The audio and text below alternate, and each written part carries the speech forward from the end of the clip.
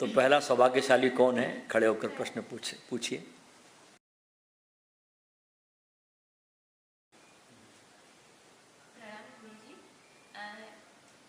कभी ऐसे शिविर वाले प्रोग्राम में जाते हैं, कभी गुरुजी के पास जाते हैं, मतलब हर प्रोग्राम में जाते हैं तो वहाँ जाके ऐसा लगता है कि घर चले जाए, ऐसा क्यों फील होता है? बैठ जाए।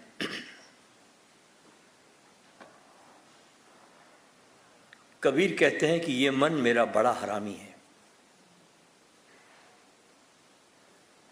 मन कभी अपनी मृत्यु नहीं चाहता, मन सदा ही जीवित रहना चाहता है। और मन क्या है? तुम्हारे बचपन से दिए हुए संस्कारों का एक जोड़, वो तुम्हारा मन है। वो कभी नहीं चाहता कि तुम जहां रहो वहां शांति से रहो, और ये उसका उपकार भी है। मन के दोनों बातें हैं कि उसका उपकार भी है कि आपको जहां आपको पहुंचना है वहीं पर पहुंच के वो समाप्त होगा, उसके पहले मन समाप्त भी नहीं होगा। वो आपको सदा यहाँ से वहाँ, वहाँ से यहाँ, वहाँ से यहाँ, वहाँ से यहाँ भटकाता रहेगा। दूसरी बात, मन सदा जुगाली में जीता है, उसको नई चीज़ें पसंद नहीं आती। अब आप शिविर में आए, सब कुछ नया है यहाँ, आपके उठने का, बैठने का, सोचने का, जागने का, सब कुछ, लोगों से मिलने का, सब नए नए लोग, सब बिल्कुल नया है। तो नए के साथ मन को थोड़ा एडजस्ट करना बहुत मुश्किल पड़ता है। आप चूंकि अपने घर पे रहते हैं तो सब पड़ोसी आपके परिचित है, सब कुछ आपका परिचय है, रास्ता परिचित है, दुकान परिचित है, सब ऑफिस परिचित, सब परिचय आपका है। तो परिचय के साथ मन को ज़्यादा सुविधा रहती है। और चूंकि आप इस जगह आ गए तो थोड़ा मन को थोड़ा सा एडजस्ट करने में टाइम लगता है। तो मन कहता है भाई चलो उसी ज़िंदगी में पुरानी भाग चलो वापस। तो जहाँ हम जाते हैं ना, वहाँ मन हमको पूरी तरह से टिकने नहीं देता, ये इसका स्वभाव है। फिर भी कुछ जगह पर जहाँ पर आपका आत्मा का विकास हो, वहाँ पर मन को टिकाना चाहिए। और पहले पहले तो टिकता नहीं, तो धीरे धीरे जब आप उसको टिकाना शुरू करते हैं तो धीरे धीरे उसका भी स्वभाव हो जाता है। और मन के साथ ज़बरदस्ती कभी मत करना, मन के साथ दोस्ती करना, उसको दोस्त बनाना। जिसको भी तुमने दुश्मन बनाया वो बहुत याद आएगा फिर। तो मन को दोस्त बनाना, उसको कन्विंस करना कि मैं बहुत सुंदर जगह पर आई हूँ यार, कितना अच्छा मुझे लग रहा है देखो, तो मन तुम्हारा दोस्त बनेगा। और कोई प्रश्न पूछिए।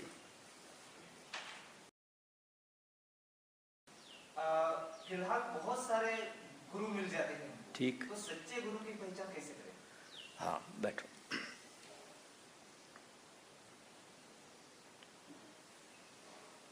सच्चे गुरु की पहचान तो सच्चा शिष्य ही कर सकता है। अगर आपके भीतर सच्चा शिष्य होने की अगर कामना पैदा हो गई, अगर आपके भीतर वो अदम्य प्यास पैदा हो गई, जिस प्यासे को पानी की प्यास पैदा हो गई, वो पानी खोज ही लेता है। जब भी तुम तैयार हो जाओगे, आपके दरवाजे पर आपका सद्गुरु आ जाएगा। मिस्र में कहावत है, बड़ी पुरानी कहावत है, सदियों से चली आ रही है कि when disciple ready master appears, कि जैसे शिष्य तैयार हो जाता है गुरु का आगमन हो जाता है। तो सच्ची प्यास रखो, सच्ची अपने भीतर उस आग को जलाओ, तो तुमको कोई भी धोखा नहीं दे सकेगा। गुरुओं का बाजार बहुत गर्म है, और धोखा भी धोखेबाजों को दिया जाता है। अगर कोई वास्तव में शिष्य है, सरल चित्त है और सजग है, उसको कोई भी धोखा नहीं दे सकता।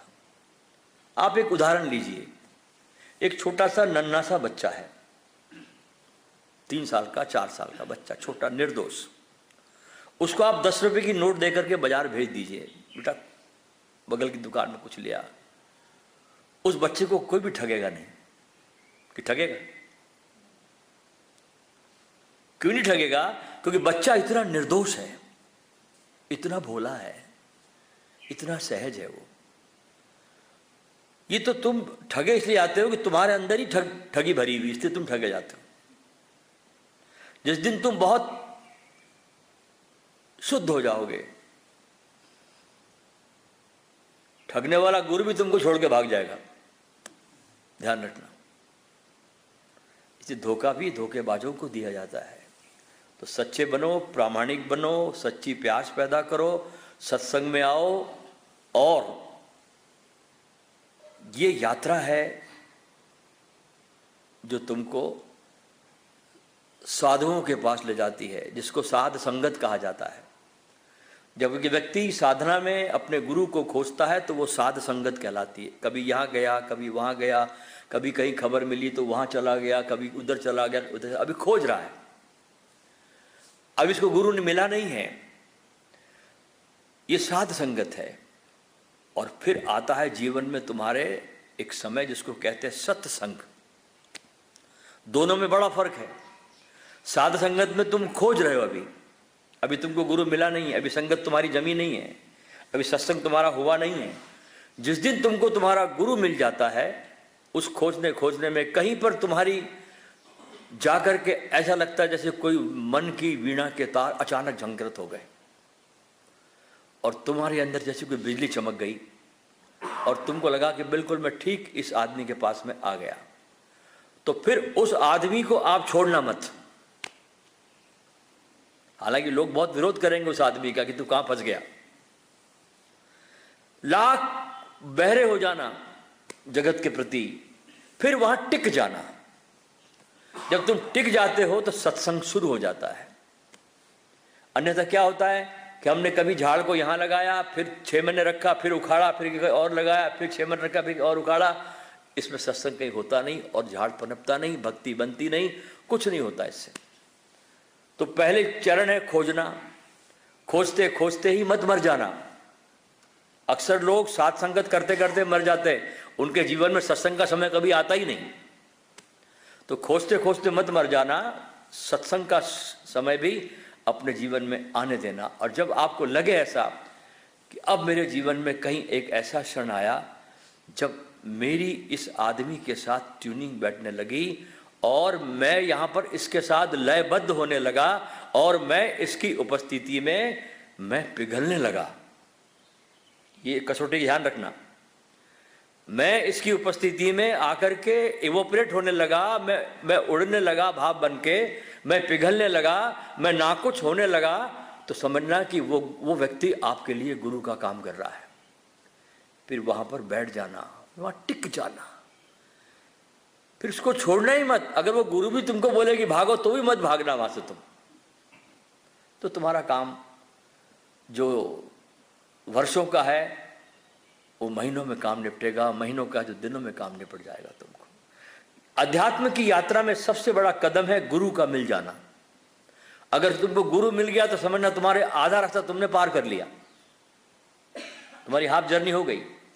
अब दूसरा कदम क्या है इस यात्रा पर कि अब उस गुरु का सानिध्य प्राप्त करना। बात समझ में आ रही है आपके? यहां कि अब उसका सानिध्य प्राप्त करना। ऐसा नहीं कि गुरु मिल गया तो आप भाग गए वहां से, फिर कुछ नहीं होता।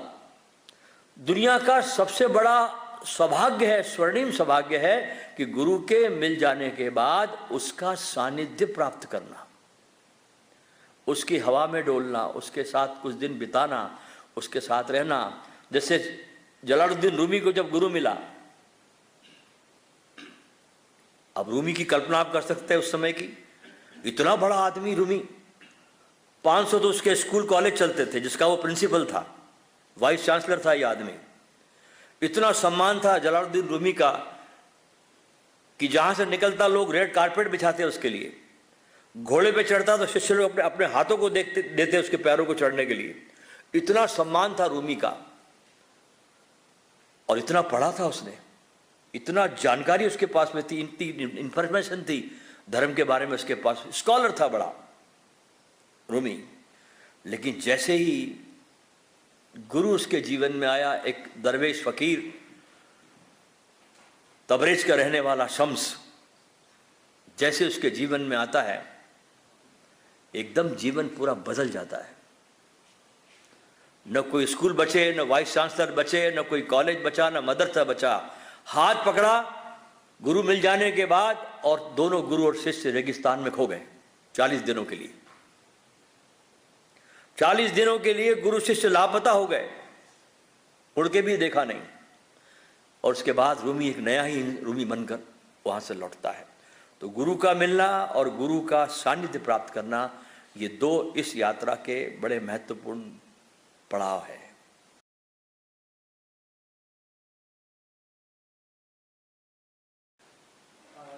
संन्यास और ब्रह्मचर्य के बारे में थोड़ी जानकारी। बैठो। जिस ब्रह्मचर्य से हम परिचित है, ऐसा ब्रह्मचर्य कभी हमारे ऋषि मुनियों ने कभी इसकी कल्पना नहीं की थी।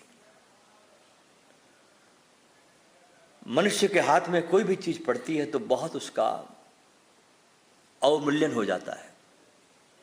अब जैसे शिवरात्रि आ रही है, कहाँ शिवत्व, कहाँ शिव, और कहाँ उसके नाम पर चलने वाला सब भोंडूपन, जिससे शिव का कोई लेना देना ही नहीं है। तो ब्रह्मचर्य जो धारणा हमारे भीतर है, पहली बात तो उस धारणा को समझना जरूरी है कि ब्रह्मचर्य से क्या तात्पर्य लेते हैं। 99.9 लोग ब्रह्मचर्य को लेकर के सिर्फ काम वासना के बारे में सोचते हैं कि जो आदमी सेक्स में नहीं जाता वो आदमी ब्रह्मचर्य है। ये हमारे अंदर खोपड़े में बड़ी बात है। 99.9% लोगों की यही धारणा रहती है कि जो आदमी संभोग में नहीं जाता, जो आदमी सेक्स में नहीं जाता, वो ब्रह्मचर्य में को उपलब्ध हो गया। ये धारणा ही बहुत भ्रांति की है, पहली बात। क्योंकि जैसे हमारे लिए भोजन आवश्यक है, पानी आवश्यक है, नींद आवश्यक है, जीवन की सारी आवश्यकताएं, ऐसे ही हमारे भीतर ये ऊर्जा की भी बहुत जरूरत है। परमात्मा ने दी है तो परमात्मा कोई नासमझ थोड़ी है। परमात्मा नासमझ नहीं है। जिसने आपके भीतर ये ऊर्जा दी है और ऊर्जा का प्रचंड प्रवाह दिया है, लेकिन इस ऊर्जा से विरोध करके कोई भी ब्रह्मचर्य फलित नहीं होता। इसके साथ दोस्ती करके, इसको समझ के, इसके पूरे सम्मान करके, इसको जब तुम इसमें उतरते हो एक मंदिर की तरह, तो तुम्हारी ऊर्जा बदलकर काम से राम की तरफ जाती है। वो राम का तत्व जो तुम्हारे जीवन में आया, उसका नाम है ब्रह्मचर्य। काम वासना को दबाने का नाम ब्रह्मचर्य नहीं है कि आपने काम रोक लिया। बहुत से साधु महात्मा लोग अपनी काम वासना को दबा लेते हैं। बीच में जितने भी ये कांड हुए, आसाराम बापू जैसे लोग ये कांड हुए, तो कई ऋषि, कई साधु महात्माओं ने अपने लिंग को काट के फेंक दिया डर के मारे। बहुत घटनाएं घटी ऐसी। लोगों ने अपने जनन जी को काट के फेंक दिया कि हम न फंस जाए। तो ब्रह्मचर्य का संबंध बिल्कुल भी काम वासना से नहीं है। ब्रह्मचर्य का संबंध है तुम्हारी उस ऊर्जा को समझ के, उसको पूरा जान के, उसकी पूरी दिव्यता को जान करके उस ऊर्जा को समझने की जरूरत है। और उस समझ के बाद जो तुम्हारे जीवन की जो चर्या होगी, उसका नाम है ब्रह्मचर्य। अब पूछा आपने सन्यास। सन्यास मनुष्य के जीवन का सर्वोच्च शिखर है, सबसे बड़ी ऊंचाई। हम देह में पैदा होते हैं, अक्सर मनुष्य देह में मर जाता है, देह से ऊपर उठता नहीं। देह की आवश्यकताओं को, उसकी जरूरतों को पूरे करते करते हम लोग समाप्त हो जाते हैं। जैसे आदमी के पास एक 7 मंजिला मकान हो, बहुत बड़ा अच्छा घर हो, एक महल हो, और आदमी वरांडे में जीवन समाप्त करके विदा हो जाता है। वो 7 कमरों को खोल नहीं पाता। एक वरांडे में जिया जीवन भर और वहां से विदा ले ली। ऐसे ही आम मनुष्य इस शरीर के तल पर जीता है, वरांडे में जीता है और विदा हो जाता है।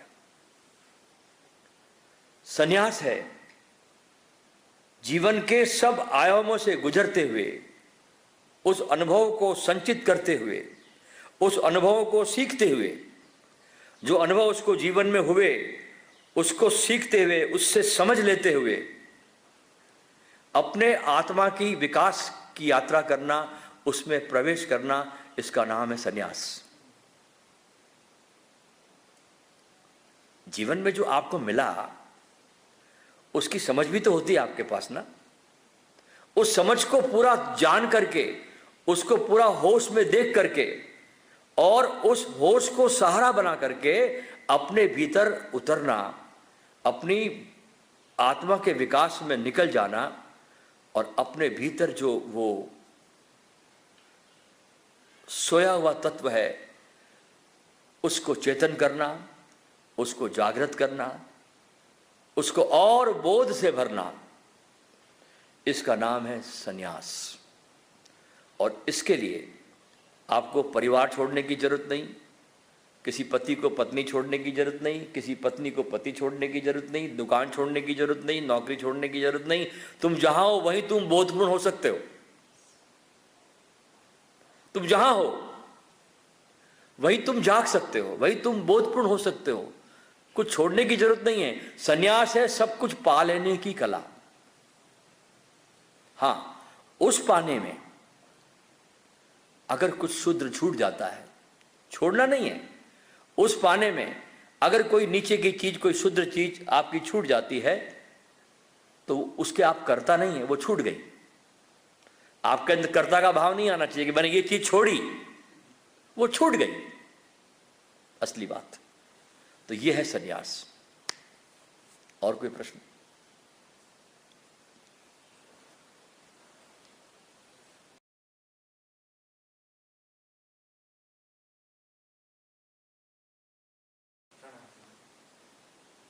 हमारे मन में कई बार ऐसी भावनाएं आती है या हमारी कोई ऐसी आदतें होती है या बहुत कोई ऐसी इच्छाएं होती है जिसे हम छोड़ना चाहते हैं या तो हम उसको अवॉइड करना चाहते हैं, तो हम मन से ऐसा धारण करते हैं कि हम इसको छोड़ेंगे, इस आदत को या कोई भी इच्छाएं हो। लेकिन जब ये छोड़ने का हम वो करते हैं निर्णय, तो उसी टाइम उसके कुछ समय में पूरी सब जो सृष्टि है या सब जो है वो उसको 2 गुना 5 गुना या उससे ज़्यादा गुना वही करने के लिए प्रेरित करती है। कोई आदतें हो या कोई भावना हो, ऐसा कुछ भी, तो उस भावना को कैसे रोके? बैठो।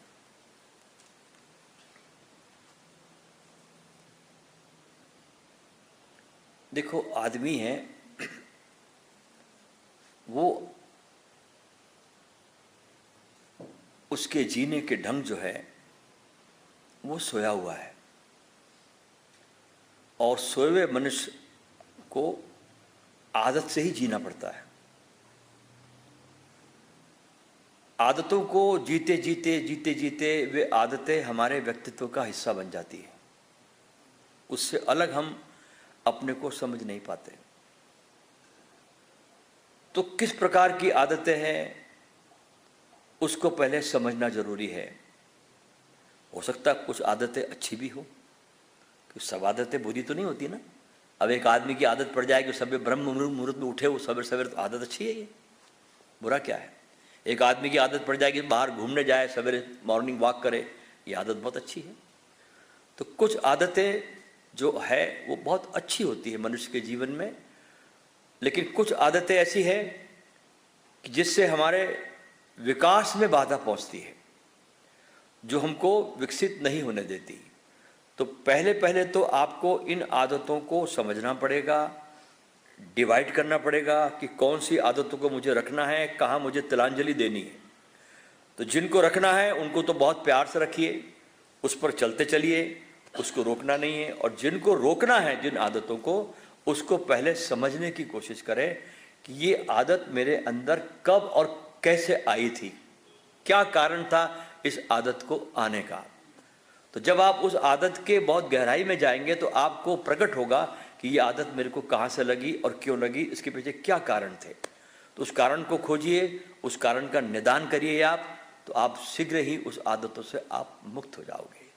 और जो ही आप भीतर ध्यान करना शुरू करते हैं, जो जो आप बोधपूर्ण होना शुरू करते हैं, जो जो आप होशपूर्ण होना शुरू करते हैं, त्यों त्यों आपकी आदतें भी आपको छोड़ना शुरू कर देती है।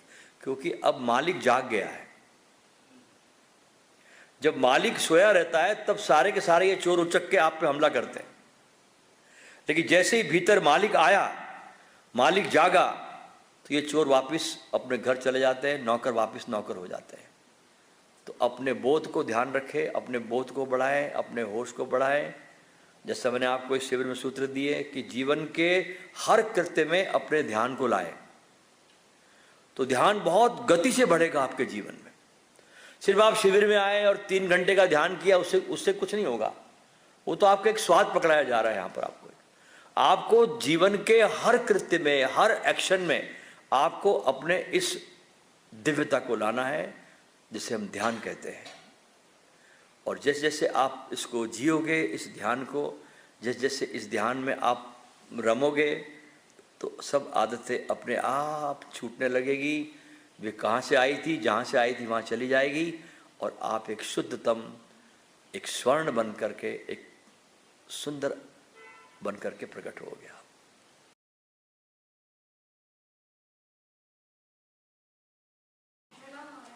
एक परिवार के बारे में बात करनी है। बोलो। एक महिला है जिनका पति के साथ वो अलग हो गई है। ठीक। बेटा है उनका 12-13 साल का, मगर पति ने ऑलरेडी एक परिवार था उसका, जो ये महिला से छुपा के रखा था। ठीक। जब ये महिला को पता चला, उसने पति को छोड़ दिया।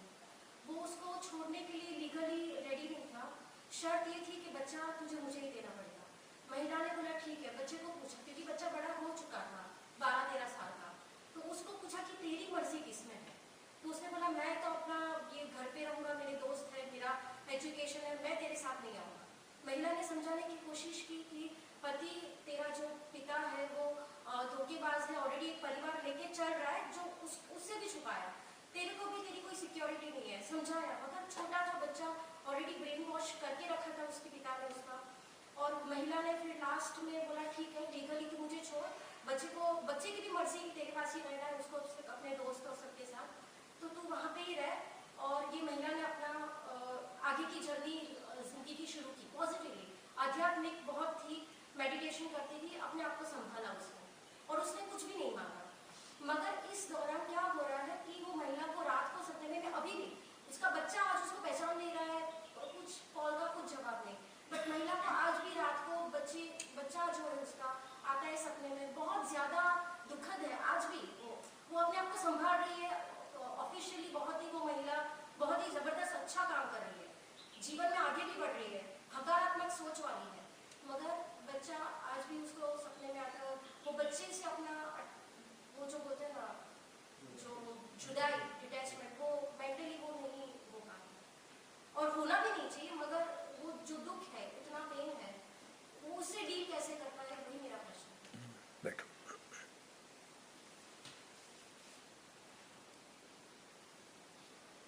देखिए, जीवन में जो भी आपके जीवन में दुख है, पीड़ाएं हैं, संताप है, उसका एकमात्र कारण यह है हर मनुष्य में के लिए कि हमने हृदय के उस स्थान पर उन लोगों को बिठा रखा है जहां पर नहीं बिठाना चाहिए, और जिसको बिठाना चाहिए उस परम सत्ता को, उसको हमने बिठाया नहीं। हमारे हृदय में परम सत्ता को हमने बिठाया नहीं, और उस जगह पर कुछ लोगों को हमने बिठाया, और वो लोग जो बैठते हैं वो वहाँ बदलते भी रहते हैं। कभी माँ बैठ जाती, कभी बाप बैठ जाता, कभी औलाद बैठ जाती, कभी गर्लफ्रेंड बैठ जाती, कभी पत्नी बैठ जाती, कभी कोई ना कोई वहाँ बैठा रहता है, बदलता रहता है उस सिंहासन पर, आपके हृदय के सिंहासन पर। लेकिन जिसको बिठाना चाहिए उसको नहीं बिठाता आदमी, क्योंकि उसके बिठाते ही तुम्हारे सारे दुख दर्द खत्म। जिस क्षण तुम उस अपने हृदय में परमात्मा को बिठा देते हो ना, तो ये सब के सब झमेले अपने आप खत्म हो जाते हैं। वो कहाँ चले जाते हैं पता भी नहीं चलता। तो दुख के हमारे जो कारण है उसका बेसिक चीज ये है कि इस परमात्मा को, इस पूरे उच्चतम शिखरों को जहां हमने स्थान देना था वहां हमने स्थान दिया नहीं। तो पति को पत्नी से पीड़ा है, पत्नी को पति से पीड़ा है, बाप को बेटे से पीड़ा है, गर्लफ्रेंड को बॉयफ्रेंड से पीड़ा है। हर आदमी पीड़ा से भरा हुआ है। बेसिक कारण ये है और कोई कारण नहीं है। और जो संबंध है दुनिया के, उसमें प्रेम तो कहीं है नहीं, क्योंकि प्रेम, हर आदमी को भ्रम है कि वो प्रेम को जानता है। उससे झूठी बात दूसरी कोई नहीं। इतना सस्ता थोड़ी है प्रेम कि तुम जान लो। तुम सिर्फ अपने काम वासना को प्रेम कहते हो, एक लगाव को तुम प्रेम कहते हो। अगर एक कुत्ते के साथ तुम रहना शुरू कर दो, तुम बोलते मेरे कुत्ते से मुझे प्रेम हो गया। वो तुम्हारा अटैचमेंट है, तुम्हारा लगाव है, वो तुम्हारा प्रेम नहीं है। प्रेम बहुत ऊंची स्थिति है। अभी प्रेम की तुमको कल्पना ही नहीं कि प्रेम होता क्या, तुम्हारा मोह है वो। और मोह तुमको दुख देता है। और जितना तुम ज्यादा मोहित होगे, वो मोह तुम्हारे सपनों में आएगा, तुम्हारे ख्वाबों में आएगा, तुमको और ज्यादा दुख देगा। दिन में भी दुख दिया, रात को भी दुख दिया। तो अपनी शक्ति को, अपनी ऊर्जा को, और एक बात ध्यान रखना कि इस दुनिया में कोई किसी का न मां है न कोई किसी का बेटा है। सब अपने अपनी यात्राओं पर भोग भोगने संसार में जीव आता है, अपने भोगों को भोगता है, तुम्हारे रास्ते का उपयोग करता और कुछ नहीं करता। खलील जिब्रान की बड़ी प्यारी पुस्तक है, बहुत सुंदर पुस्तक है। खलील जिब्रान की पुस्तकों में इस पुस्तक का सर्वश्रेष्ठ स्थान है। इस किताब का नाम है द मसीहा, द पैगंबर। उस पैगंबर में बहुत अच्छे अच्छे टॉपिक्स आते हैं। उसमें एक पात्र है अल मुस्तफ़ा नाम का। ये उसमें एक बुद्ध पुरुष होता है और गांव में रहता है कई सालों से, लोग उसको पहचान ही नहीं पाते। एक दिन शाम को जब सूरज डूब रहा है, वो पहाड़ी पे चढ़ता है और देखता है कि कोई जहाज उसको लेने को आ गया है। तो जोर से चिल्लाता है गांव की तरफ मुख करके, गांव वालों अब मेरे जाने का समय आ गया है, मेरा जहाज मुझे लेने को आ गया है। उसके जाने की बात सुनकर सारा गांव उसके पास इकट्ठा होता है कि तुम इतने दिन हमारे साथ में रहे, हम तुम्हारे पास कभी आ नहीं पाए, तुमको सुन नहीं पाए, अब तुम जाने वाले हो तो हमारे लिए कुछ कह दो। तो सारा गांव जमा होता है, उसमें वकील होता है, उसमें प्रेमिका होती है, पत्नी होती है, बाप होता है, माँ होता है, वैश्या होती है, पंडित होता है, पूरे सब आते हैं उसमें उसको पूछने के लिए, सुनने के लिए। तो उसमें एक माँ का प्रश्न है। उसमें माँ पूछती है उस अल मुस्तफ़ा से कि हमको अपने बच्चों के बारे में कुछ कहिए। तो अल मुस्तफ़ा कहता है कि तुमको ये भ्रम है कि ये बच्चे तुम्हारे हैं। पहली बात, तुमको बड़ा भ्रम है कि बच्चे तुम्हारे हैं। ये अपनी अपनी वासनाओं की औलादें, तुम्हारी नहीं है। ये अपनी वासनाओं की औलादें जो अपनी वासनाएं लेकर संसार में आई है और तुम्हारे रास्ते का उन्होंने उपयोग किया और कुछ नहीं किया। ये तुम्हारा भ्रम है। इस भ्रम से मुक्त हो जाओ तो दुख नहीं पाओगे, नहीं तो जीवन तुम्हारा पूरा दुख में जाएगा। और हमारे सारे संबंध, जितने भी दुनियादारी के संबंध है, वे सब स्वार्थ आधारित है। मां का बेटे से स्वार्थ है, बेटे का परिवार से स्वार्थ है, बाप का बेटे से स्वार्थ है। और कोई भी परिवार तुमको परमात्मा की रास्ता नहीं दिखाता। हर परिवार चाहता है कि तुम परिवार में लिप्त रहो, उसमें मगन रहो, उसमें डूबे रहो। कोई तुमको परमात्मा की तरफ इशारा नहीं करता, तुमको राह नहीं दिखाता। कोई तुमको देह से मुक्त नहीं करता, कोई तुमको देह के पार ले आने की कोशिश नहीं करता, कोई तुमको रास्ता नहीं दिखाता। सिर्फ तुमको गुरु ही इस देह से पार होने का रास्ता तुमको दिखाता है। तो अपनी शक्ति को, अपनी ऊर्जा को वहां से हटाकर मैं आपसे कहना चाहूंगा, उस परमपिता परमात्मा के चरणों में लगाइए कि जहां से लगाने के बाद आपका जन्म लेना सार्थक हो जाएगा। न जाने आप कितने जन्मों में कितने लोगों की माँ बन चुकी, कितने लोगों की आप बाप बन चुकी, बेटे बन चुकी, औलाद बन चुकी। ये खेल, ये कोई नया खेल नहीं है।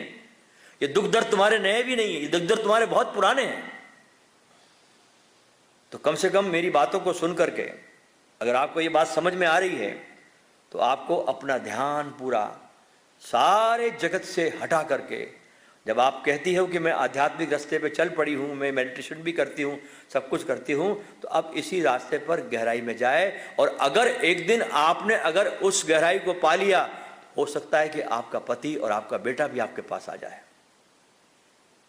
क्योंकि हर आदमी को इसकी प्यास है,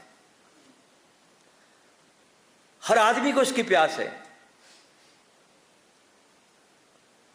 हर जन्म में देह जो होती है ना, वो शादियां कर करके हार जाती है, आत्मा फिर भी कुमारी रह जाती है। हर जन्म में शादी तो देह की होती है ना, आत्मा की तो शादी होती नहीं। और हर जन्म में देह हारती है शादी कर करके, किसी को सफलता नहीं मिलती, आत्मा बेचारी फिर भी कुमारी रह जाती है हर जन्म में। तो आत्मा को स्वागत बनाइए आप, इसकी भाव डालिए आप परमात्मा के साथ, लीजिए भगवान के साथ फेरे इसके, और देखिए जीवन में कितना आपके आनंद आता है। आपके जीवन में शांति, आनंद की बरसात हो जाएगी।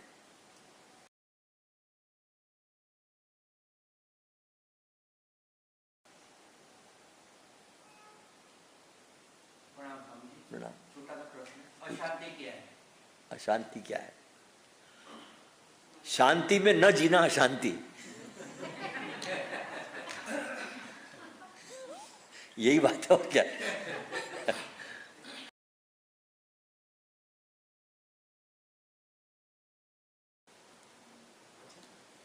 कभी कभी ध्यान गहरा लगता है, कभी कभी ध्यान करने बैठते तो बहुत सारे विचार आते हैं, ऐसा क्यों होता है? होता बैठे।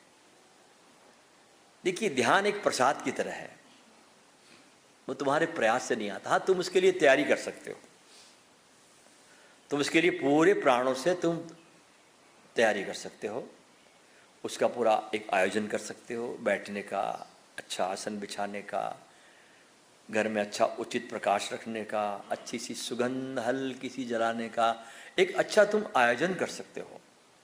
लेकिन ध्यान जब भी आएगा तुम्हारे जीवन में, तुम्हारे किसी प्रयास से ध्यान नहीं आता, बस वो प्रसाद की तरह उतरता है, और तुमको उस प्रसाद की बस एक प्रतीक्षा करते आना चाहिए।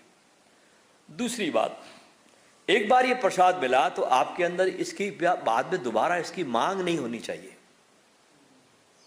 इसकी कोई अपेक्षा नहीं होनी चाहिए, क्योंकि अपेक्षा से भरा हुआ चित्त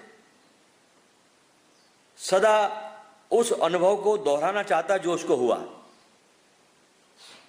और वो अनुभव कभी दोबारा होता नहीं है।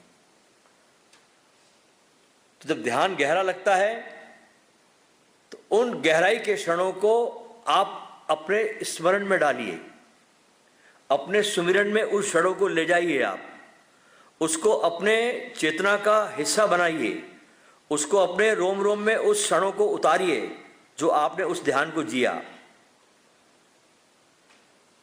ताकि दोबारा जब आप ध्यान में बैठ सको तो उन क्षणों को फिर से रिलीविंग करिए, आप फिर से जिए उस क्षणों को। इसी को भारत में हमारे पुराने ग्रंथों में मनस परिक्रमा कहा जाता है। मनस परिक्रमा का प्रयोग होता है ध्यान का, हमारे पुराने शास्त्रों में है एक परिक्रमा, मानस परिक्रमा। फिर से उसी क्षणों को फिर से रिलीविंग करना। और विचार जो है ये तो आएंगे ही, क्योंकि मस्तिष्क का काम है, ये उसका काम है विचार करना। इसको अपना काम करने दो, इसको रोकने की क्या जरूरत है आपको? इसका अपना काम है। जैसे नाक का काम है श्वास लेना, कान का काम है सुनना, आंखों का काम है देखना, मस्तिष्क का काम है विचार करना। इतनी ज़्यादा इसको तवज्जो क्यों दे रहे हैं आप? इसको करने दीजिए, आप सिर्फ बोधपूर्ण हो जाए। और जैसे ही आप बोधपूर्ण हो जाएंगे, जैसे ही आप अपने चेतना में ठहर जाएंगे, जैसे ही आप आके विश्राम में डूब जाएंगे अपने भीतर, आप पाओगे कि विचार न जाने कहाँ चले गए। और जितना ज़्यादा विचारों से लड़ोगे आप कि विचार क्यों आ रहे हैं, क्यों आ रहे हैं, उतने ज़्यादा आएंगे। कुछ नटखट लड़के थे, एक जंगल में गए, वहाँ एक साधु को देखा ध्यान में डूबे हुए। सोचा कि बड़े सिद्ध पुरुष है, इनसे कुछ न कुछ आज मंत्र ले लेना है। तो पीछे बढ़ गए बच्चे उस बाबा के। बोले बाबा जी कोई सिद्धि मंत्र दे दो। बोले भाई मैं कुछ जानता नहीं, मैं तो साधारण आदमी हूँ, मुझे कुछ आता नहीं है। पीछे ही पड़ गए। तो बाबा ने अपना पिंड छुड़ाने के लिए उनको एक कागज की पुड़िया बांधी और कहा कि तुम घर जाना, नहा धोके इसमें जो लिखा है मैंने मंत्र, इसको पढ़ना और तुमको कुछ न कुछ सिद्धि मिलेगी। अब लड़के बड़े खुश हो गए। उन्होंने बाबा को धन्यवाद भी नहीं दिया और भागे वहां से। तो जैसे ही वो भाग रहे थे तो बाबा जी ने कहा अरे रुको रुको, एक मिनट में एक बात बोलना भूल गया तुमको मैं, कि तुम जब ये मंत्र पढ़ो घर जाकर नहा धो करके, तो एक बात का ध्यान रखना, न तो ये मंत्र सिद्ध नहीं होगा। बोले क्या? बोले इसको पढ़ते समय बंदर का ख्याल तुम्हारे मन में नहीं आना चाहिए।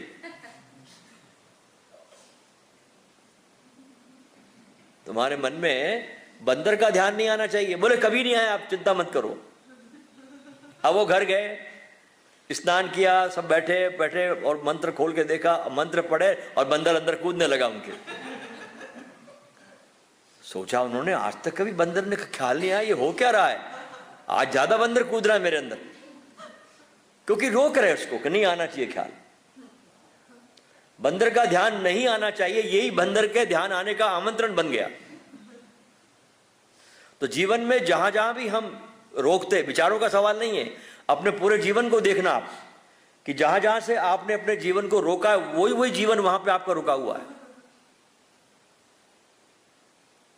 वहीं ठहर गए आप रोकने से। तो विचारों को लड़ना नहीं, आप सिर्फ पॉजिटिव रहना, आप अपने विधायक तत्व पे ध्यान देना, आप बहुत उस तत्व पे ध्यान देना कि मुझे बस बोधपूर्ण होना है। हमको अंधेरों की चर्चा ही नहीं करनी है, हमको तो अपने होश का दीपक जलाना है। अंधेरे से लड़ा नहीं जा सकता, सिर्फ होश का दीपक जलाया जा सकता है। तो अपने चेतना का दीपक जलाइए और विचार आते हैं उसको आने दीजिए, और जैसे ही होश का दीपक जलेगा सब कुछ बहुत रोशन में हो जाएगा।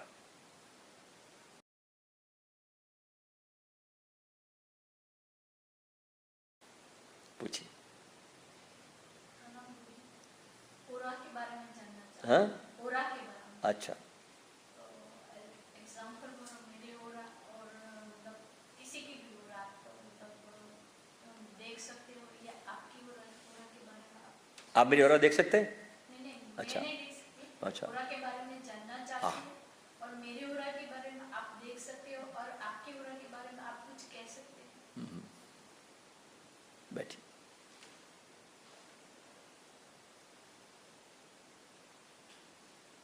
जैसे ये हमारा शरीर है, ऐसे हमारे 7 शरीर हैं।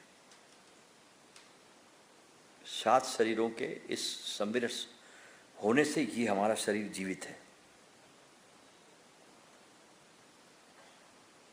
ऐसे इस अस्तित्व के भी 7 शरीर हैं। जो बाहर कायनात देखते हैं ना, इसके भी 7 बॉडीज हैं। जो भी बाहर है वो हमारे भीतर है, उसमें रंच मात्र भी भेद नहीं है। हम जिस प्रकार का जीवन हम जीते हैं, जिस प्रकार की हमारी धारणा होती है, हमारी समझ होती है, हमारी चिंतन शैली होती है, उस प्रकार से हमारे शरीर के आसपास एक वर्तुल निर्मित होता है। एक बहुत दुष्ट प्रवृत्ति का व्यक्ति हो, स्टालिन की तरह, माओ की तरह, हिटलर की तरह, उस आदमी का जो आभामंडल होगा, इसको हम आभामंडल कहते हैं औरा को, उस व्यक्ति का जो आभामंडल होगा वो बहुत छितर बितर होगा। और अब तो इस आभामंडल को देखने के लिए बहुत बड़े बड़े सेंसिटिव कैमरे भी आ गए। आधुनिक विज्ञान ने अब इस आरा को पकड़ना शुरू किया है। क्रिलियन की फोटोग्राफी, रूस की, इसने बहुत, इस आदमी ने काम किया है इस आपके आभामंडल को पकड़ने के लिए। और कहा जाता है कि जिस आदमी की मौत आती है, उस मौत के आने के 6 महीने के पहले मौत इसके आभामंडल में पहले प्रवेश करती है, शरीर में बाद में आती है। तो अगर एक आदमी बहुत अगर ध्यानपूर्ण हो जाए, भीतर बहुत बोधपूर्ण हो जाए, बुद्ध की तरह, जैसे बुद्ध ने कहा था कि भिक्षुओं, आज से 3 माह के भीतर मेरा शरीर चला जाएगा। और वो गया। कैसे गया, कैसे बताया बुद्ध ने? क्योंकि बुद्ध ने अपने आभा मंडल को देख करके पूरा जान लिया था कि ये आभा मंडल में मृत्यु प्रवेश कर गई है। अगर कोई व्यक्ति होशपूर्ण हो, बहुत जागा हो, तो तुम्हारे आभा मंडल को देख सकता है और बता सकता है कि आने वाले समय में तुम्हारे जीवन में क्या क्या बीमारियां आने वाली है और कैसे तुम्हारे जीवन में, जब भी तुम्हारे जीवन में मौत आएगी, वो 6 महीने पहले बता देगा तुम्हारे को। क्योंकि इसके पहले कि तुम्हारे शरीर में मौत आए, आभा मंडल में पहले मौत आती, बीमारी भी तुम्हारे आभा मंडल में पहले आती। तो अभी आभा मंडल पर बहुत दुनिया में काम चल रहा है। अभी हमारे भारत ने तो बहुत पहले खोजा ये चीज। आज से लाखों साल के पहले हमारे भारत के ऋषि मुनियों ने इस चीज पर बहुत काम किया। इसलिए देखिए, हम पुराने पुराने फोटो में राम के, कृष्ण के आसपास हम बहुत बड़ा आभा मंडल निर्मित करते, बीच में राम को दिखाते। वो आभा मंडल था। तो जो जो आप ध्यानपूर्ण होंगे, आपका आभा मंडल एकदम बदलना शुरू होगा।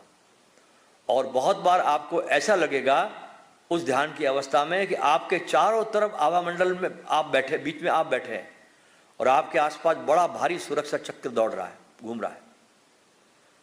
एक चक्र की भांति है आभा मंडल, जो आपकी रक्षा भी करता है।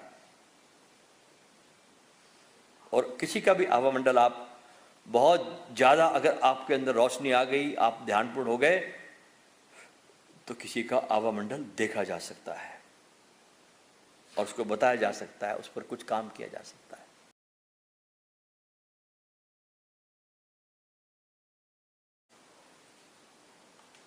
स्वामी जी, एक अलग सा प्रश्न है। हाँ, देखिए, काला जादू जो बोलते हैं ना, ब्लैक मैजिक, उसको आदमी साधना कर रहा है, कोई किसी ने उसके ऊपर काला जादू किया है, तो उसके साथ में प्रोटेक्शन कैसा करना है, इसके बारे में कुछ बता सकते हैं? एक्चुअल में क्या है, बैठिए।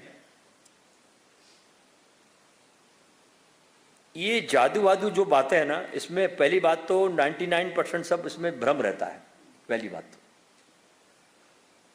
कोई आधा % सच हो तो हो, अन्यथा इसमें सब भ्रम है। ऐसा कोई जादू होता नहीं, ना कोई काला होता, ना कोई सफेद होता।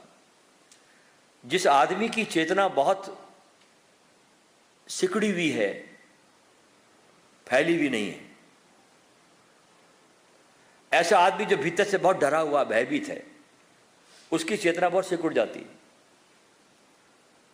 तो वो अपने भय से ही कंपित होता है और उस भय से कंपित होने के कारण वो सोचता है शायद कोई दूसरा मेरे पे कोई जादू कर रहा है। तो ऐसी स्थिति में उस आदमी को ये सलाह दी जाती है कि वो कुछ ध्यान के कुछ छोटे छोटे प्रयोग करें। जैसे बहुत से प्रयोग किए जा सकते हैं। जैसे उसको लिटा दो आप, लिटने के बाद उसको बोलिए कि जो भी तेरे भीतर भय है वो सब निकलकर बाहर जा रहा है और परमात्मा की विराट शक्ति तेरे में आ रही है। तो भय से बाहर निकलेगा और इस अस्तित्व की जो विराट ऊर्जा है उससे वो आदमी भरेगा। तो ऐसे व्यक्ति पर कोई भी प्रकार का काला जादू हो, सफ़ेद जादू हो, कोई भी काम नहीं करता। अक्सर तो भयभीत लोगों के अंदर ही बहुत, क्योंकि चेतना जब सिकुड़ जाती है अंदर से, आनंद में आपकी चेतना फैलती है। जितने ज़्यादा आप आनंदित होते हो, इसलिए हमारे वेदों में ये वचन आता है कि हे मनुष्य, तेरा फैलने में ही आनंद है। जितना तू फैलेगा उतना तू ज़्यादा आनंदित होगा। जैसे ब्रह्म फैल रहा है चारों तरफ, ब्रह्म का काम क्या है? फैलते रहता है, वो कभी रुकता नहीं है, फैलता जाता फैलता जाता। ऐसे तू भी फैलते रहे तो उसी में तेरा आनंद है। जो ही तू सिकुड़ेगा, बंद होगा, तेरा आनंद खत्म हो जाएगा। तो ऐसा कोई जादू जो है ना, ज़्यादा करके तो भ्रम ही है। और अगर है भी ऐसा, तो ऐसे ध्यान के प्रयोग के द्वारा उसको हम उसको वापस भी कर सकते हैं, उसको रोक भी सकते हैं।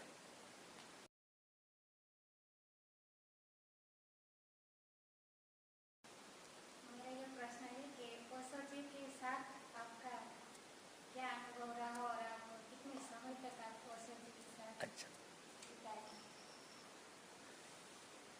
देखिए, ओशो के साथ मेरा जो अनुभव हुआ वो तो ये हुआ कि मैं ओशोमय हो गया।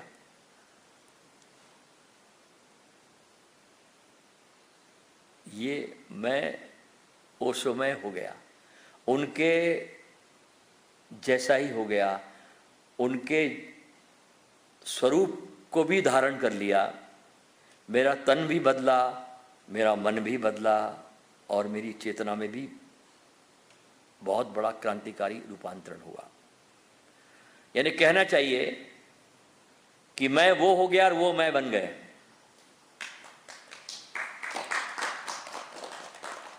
अब दोनों में कोई भेद नहीं है, अब कोई भेद नहीं है। लोग कहे अब श्याम को राधा, राधा को कहे श्याम।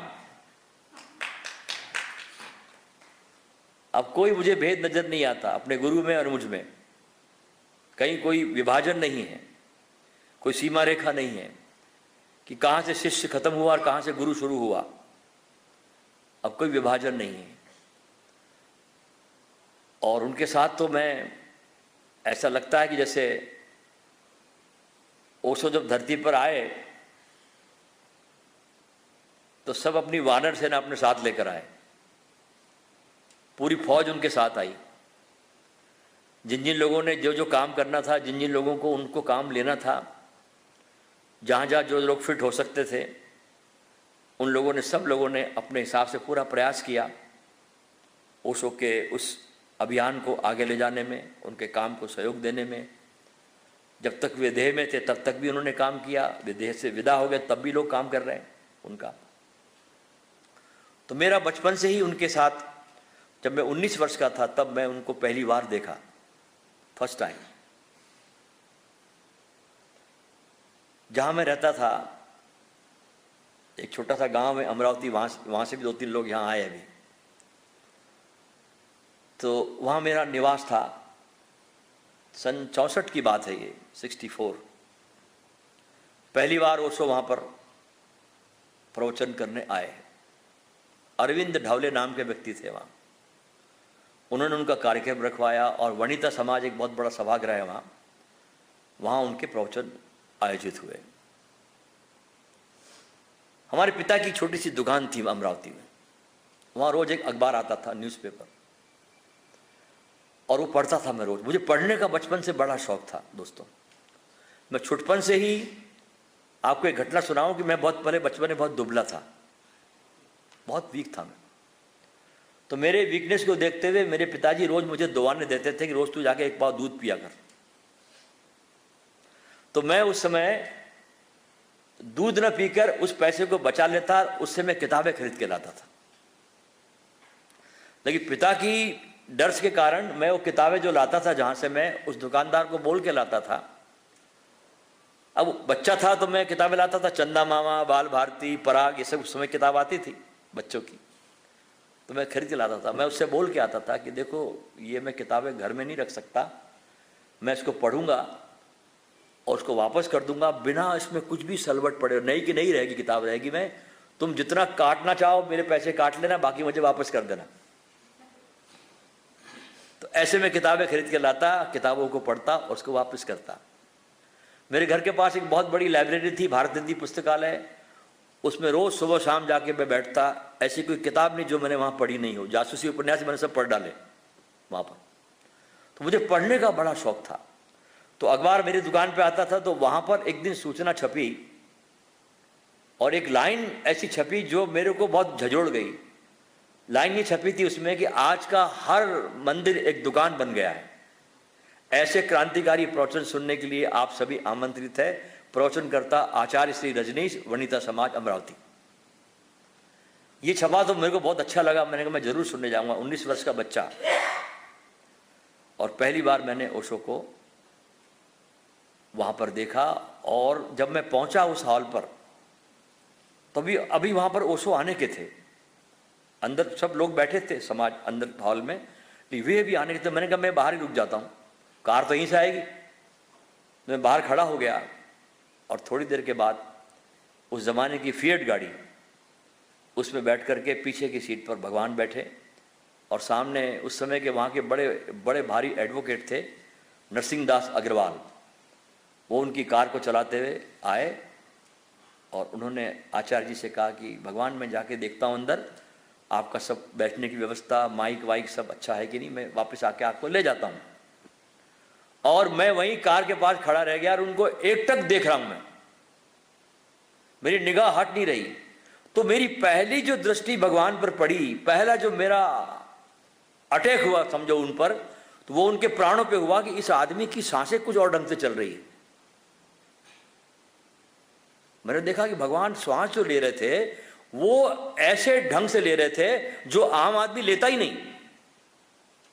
तो पहला जो मेरा परिचय उनसे हुआ, पहला जो मेरा मिलना हुआ, वो उनके प्राणों से हुआ।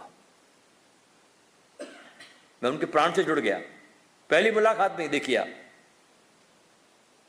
उनके प्राणों से जुड़ गया मैं। इतने में वकील आ गए और जैसे मैंने प्राणों को जुड़ा, मैं देखा उन्होंने, तो एकदम भगवान मेरी तरफ बहुत आश्चर्य से देखने लगे, उठा के गर्दन। इतने में व्यक्ति आ गया और उन्होंने कहा चलिए आचार्य जी अंदर व्यवस्था हो गई। अब आगे आगे वकील, बीच में ओशो और पीछे पीछे मैं, हम तीनों उस हॉल में पहुंचे। अब चूंकि मैं तो उनके साथ पीछे पीछे आया, तो मैं क्यों जाके पीछे बैठूं सबकी जनता के सामने, मैं उनके साथ आया ना भाई।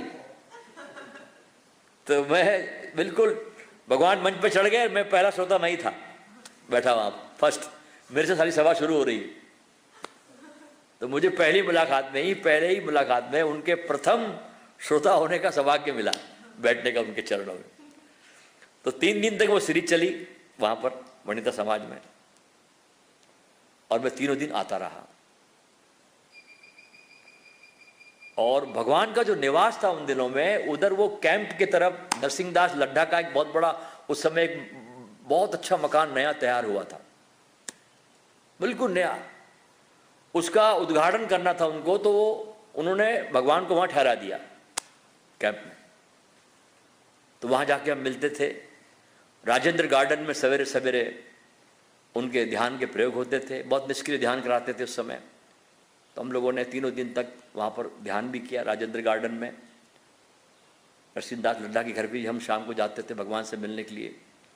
3 दिन के बाद वहाँ पर फिर घोषणा हुई कि यहाँ चिखलदरा में शिविर है भगवान का, इसके बाद जिन लोगों को जाना हो नाम लिखा दे। तो बहुत बड़ी कहानी है, मैंने इसको यूट्यूब पे बोला, आप सब सुन लेना। तो उसमें मेरा जाना हुआ चिखलदरा के शिविर में। 3 दिन तक मैं उनके साथ रहा, बहुत सानिध्य मिला। उनके जो भोजन करते थे, उन्हीं के सर्किट हाउस में बरामदे में मेरा स्थान रहा, वहाँ पे उनके साथ ही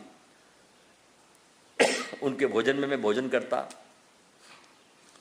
उनके साथ चाय में चाय पीता मैं। और जब वो गार्डन में बैठते सर्किट हाउस में चिखलदरा में, तो उनकी चिकनी खोपड़ी में हाथ घुमाया करता था।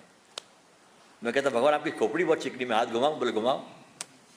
नटखट था मैं, बचपन छोटा बच्चा था, 19 साल का, समझ तो कुछ थी नहीं।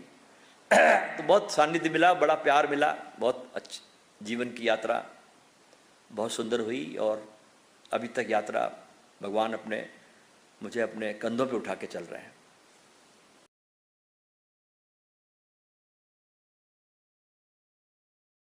एक प्रश्न बहुत टाइम से मेरे मन में घूम रहा है।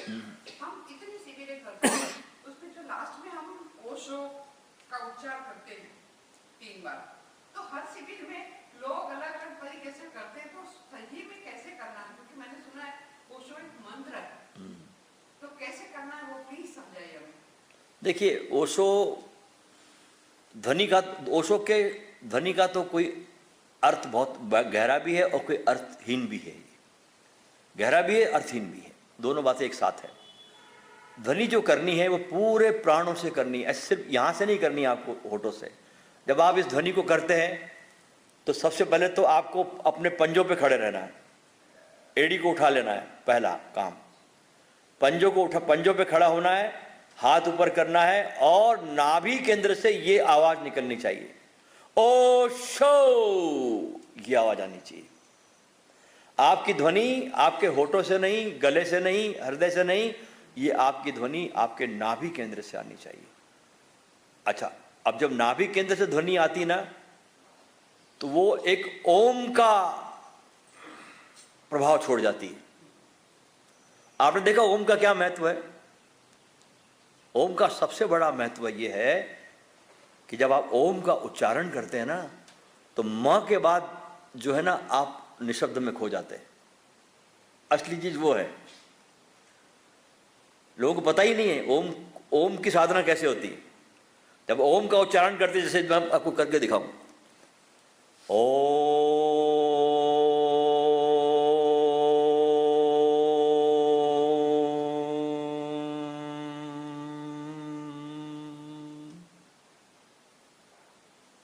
अब ये जो खो गया मैं मां के बाद, अब जो ये मौन उतरा, अब जो ये निशब्द का जगत शुरू हुआ, ये असली मौन है, ये असली ओम है।